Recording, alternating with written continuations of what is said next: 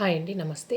ఈరోజు వీడియోలో బెండకాయతో ఎప్పుడు కర్రీ ఫ్రైలే కాకుండా ఇలా ఒకసారి కొత్తగా పల్లి కారంని చేసి చూడండి. చాలా టేస్ట్గా ఉంటుంది.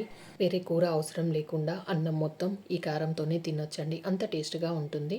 దీనికోసం 250 గ్రామ్స్ వరకు లేత బెండకాయలను తీసుకున్నాను. వీటిని ముందుగా శుభ్రంగా కడిగి ఇలా అన్నీ ఒకే సైజులో చిన్న ముక్కల్లాగా కట్ చేసుకోవాలి. ఇలా కట్ చేసుకున్న ఈ ముక్కలని ఇప్పుడు పక్కన ఉంచుకొని స్టవ్ మీద ఒక ప్యాన్ పెట్టి దీనికోసం నేను ఇక్కడ 1/2 కప్పు వరకు పల్లీలను తీసుకున్నానండి. ప్యాన్లోకి వేసుకొని మంటని లో ఫ్లేమ్లో పెట్టి కలుపుకుంటూ దోరగా వేగే వరకు వేయించుకోవాలి. మంటని హై ఫ్లేమ్లో కాకుండా పల్లీలని ఇలా లో ఫ్లేమ్లో పెట్టి వేయించుకున్న తర్వాత పల్లీలను తీసేసి ప్లేట్లోకి వేసుకొని పూర్తిగా చల్లారనివ్వాలి. ఇప్పుడు అదే ప్యాన్లోకి 4 టేబుల్ స్పూన్ వరకు ఆయిల్ వేసుకొని ఆయిల్ వేడిన తర్వాత ముందుగా కట్ చేసి పెట్టుకున్న బెండకాయ ముక్కల్ని వేసుకోవాలి. మంటని మీడియం టు హై ఫ్లేమ్లో పెట్టి బెండకాయ ముక్కలన్నీ బాగా వేగే వరకు వేయించుకోవాలి.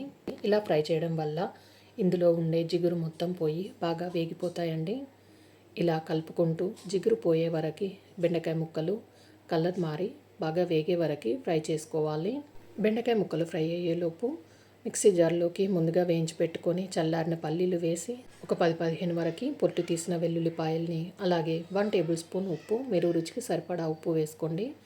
ఇందులోనే 2 టేబుల్ స్పూన్ వరకు కారం, మీరు తినే కారాన్ని బట్టి కారం వేసుకొని 1 టేబుల్ స్పూన్ ధనియాల పొడి, 1/2 టేబుల్ స్పూన్ పసుపు వేసి కొంచెం కోర్స్గా గ్రైండ్ చేసుకొని తీసుకోవాలి. ఇలా చేసిన ఈ పొడిని ఇప్పుడు పక్కన ఉంచుకొని చూడండి, ఇక్కడ నాకు ఒక 10 నిమిషాల టైం పట్టిందండి. బెండకాయ ముక్కలు జిగురంతా పోయి ఇలా బాగా వేగడానికి. ఇలా బాగా వేగిన బెండకాయ ముక్కల్ని ఇప్పుడు తీసేసి ప్లేట్లోకి వేసుకొని అదే ఆయిల్లోకి ఒక 3 పచ్చిమిరపకాయలని ఇలా చిన్నగా కట్ చేసుకొని వేసుకొని ఒక రెమ్మ కరివేపాకు వేసుకొని పచ్చిమిరపకాయలు అలాగే కరివేపాకు కూడా వేగే వరకు కలుపుకుంటూ వేయించుకోవాలి. ఇలా ఇవి వేగిన తర్వాత ఇందులోకి పల్లీలు అలాగే వెల్లుల్లి పౌడర్ని వేసుకోవాలి.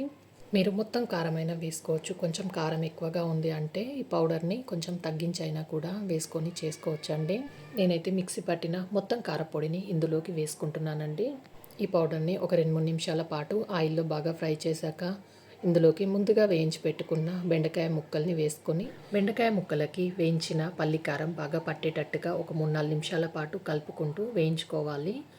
ఇలా వేయించుకుంటే ఎంతో టేస్టీగా ఉండే బెండకాయ పల్లి కారం రెడీ అయిపోయిందండి. మీరు కూడా తప్పకుండా ట్రై చేయండి. ఈ వీడియోకి లైక్ చేయండి, షేర్ చేయండి, సబ్స్క్రైబ్ చేయండి. Thanks for watching.